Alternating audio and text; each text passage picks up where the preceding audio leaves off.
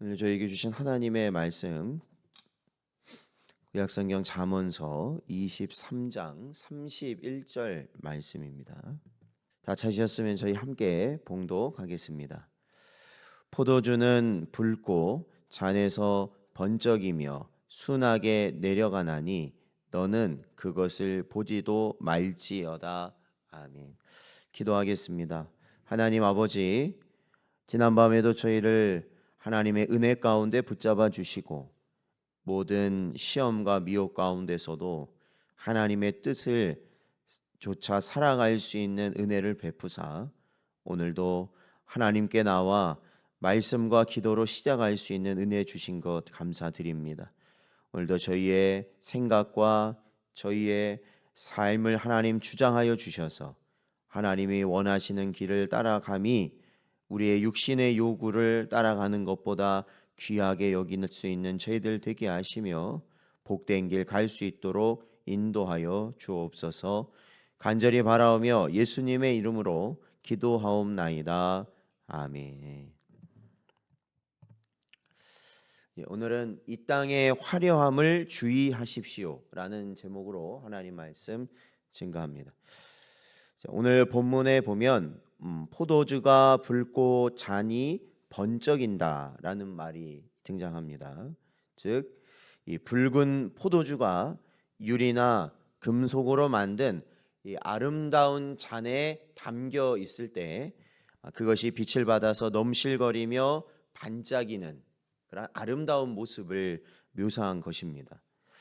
또 오늘 본문에 보면 이 순하게 내려간다는 것은 달콤한 맛과 향을 지닌 술이 아무런 부담 없이 부드럽게 목을 타고 넘어가는 것을 또한 표현하는 것입니다. TV에서 나오는 술 광고를 보면 목 넘김이 부드럽다 이런 표현을 많이 쓰지 않습니까?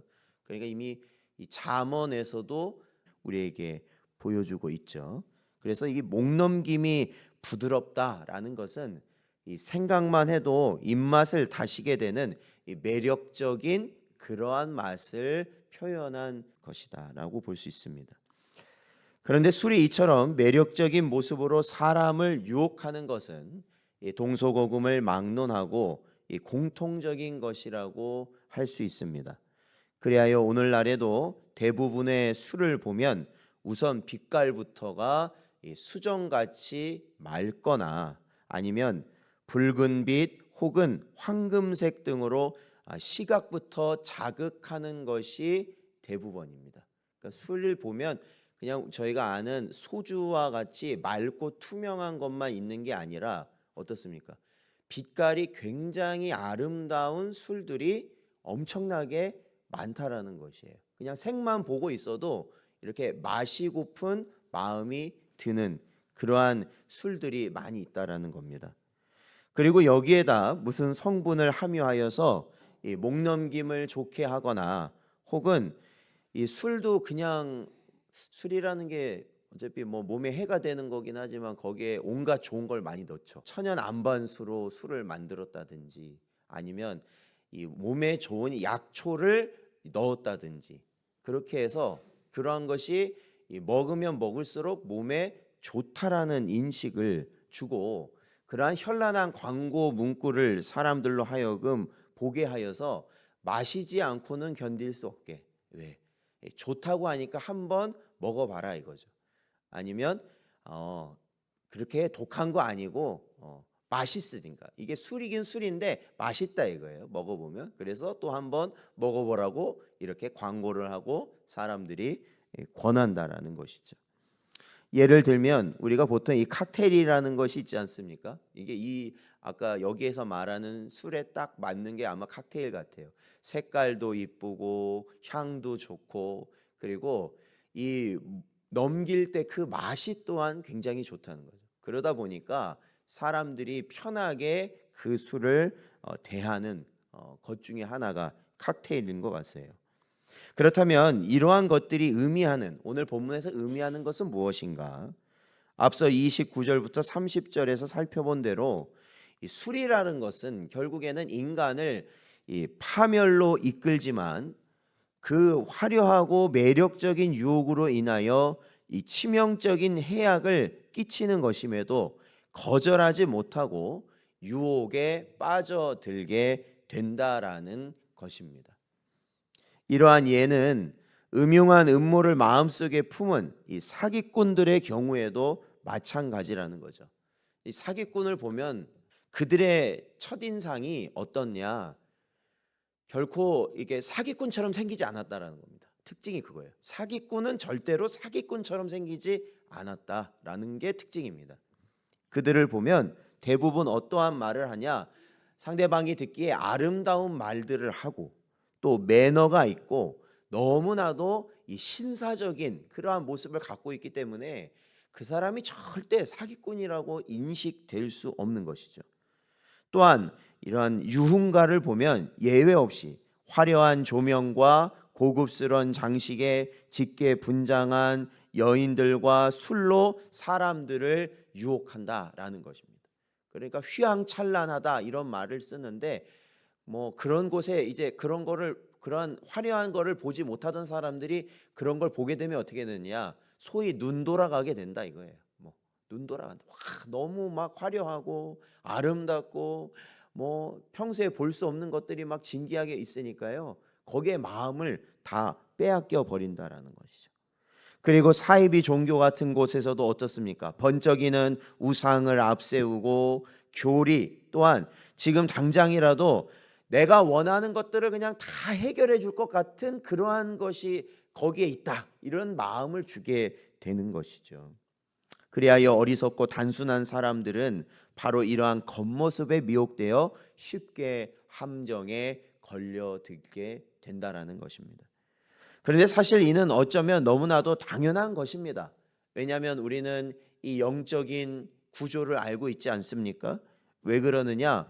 그 화려한 모습의 배후에는 사탄이 자리 잡고 있다라는 것입니다. 그러한 곳에서는 자신을 광명의 천사로 가장하며 나타나는 사탄의 그러한 자리이기 때문에 그렇죠. 그래서 성도의 자리라는 것은 언제나 그 중심이 어디가 돼야 되느냐? 예배의 자리와 기도의 자리가 돼야 된다라는 걸 말씀드리는 겁니다.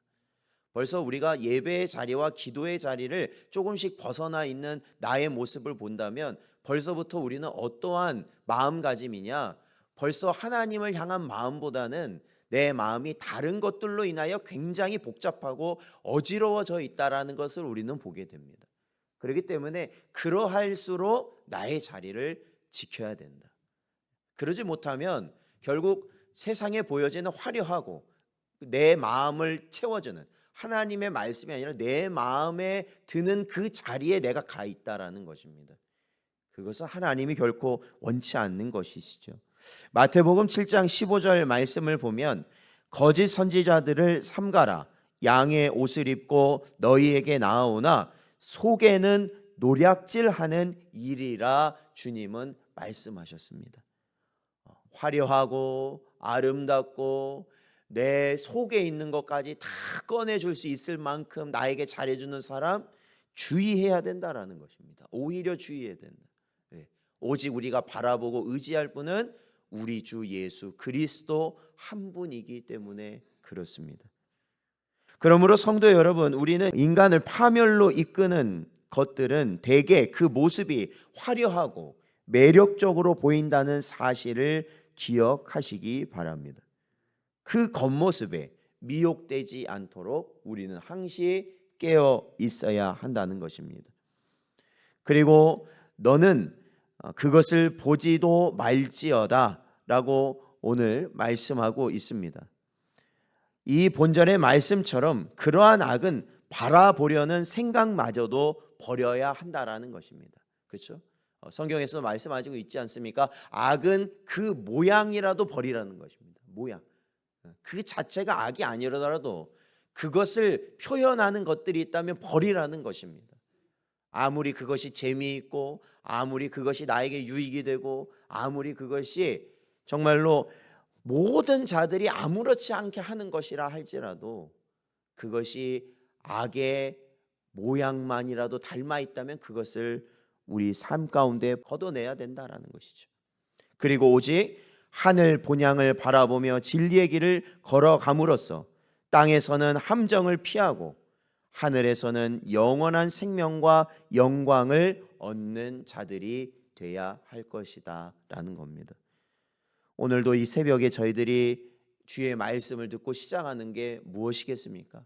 바로 이 땅에 우리를 걸리게 하는 함정들과 우리를 넘어지게 하는 사탄의 미혹을 이겨내기 위함인 줄로 믿습니다.